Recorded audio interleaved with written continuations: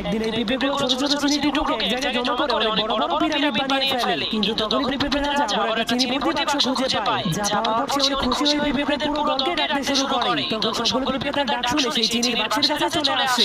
এরপর রাজা আদেশ দিলে সেই বাক্সটাকে উঁচু করে নিয়ে যেতে শুরু করে। তখন পিঁপড়েগুলো টেবিলের পাশে এসে চিনির ডিব্বাটাকে নিচে ফেলে দেয়। যার কারণে রাজা নিচে গিয়ে পিঁপড়েগুলোকে সেগুলোকে উঠানোর আদেশ দেয়। যার কারণে সবগুলো পিঁপড়ে জলদি করে সবগুলো চিনিকে ডিব্বাতে ভরে দেয়।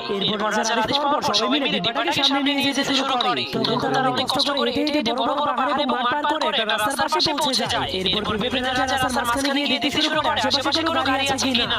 অনেক ভালো করে দেখার পর সবগুলো পিঁপড়ে ধীরে ধীরে রাস্তা পার হতে শুরু করে। কিন্তু তখন হঠাৎ করে একটা গাড়ি আসতে শুরু করে পিঁপড়েগুলো চিনিগুলোকে ফেলে সেখান থেকে পালিয়ে যায়। যার কারণে তাদের চিনিগুলো গাড়ি চাকার নিচে পড়ে নষ্ট হয়ে যায়। এজন্য পিঁপড়েগুলো সেই খালি ডিব্বাটাকেই তাদের বাড়িতে নিয়ে যায়। তখন তারা দেখতে পায় অন্য পিঁপড়েরা চিনির মাধ্যমে পিরামিড তৈরি করছে। যা দেখার পর পিঁপড়ে রাজা বুদ্ধি খাটিয়ে সেই খালি চিনির ডিব্বাটাকে পিরামিডের উপরে নিয়ে যায়।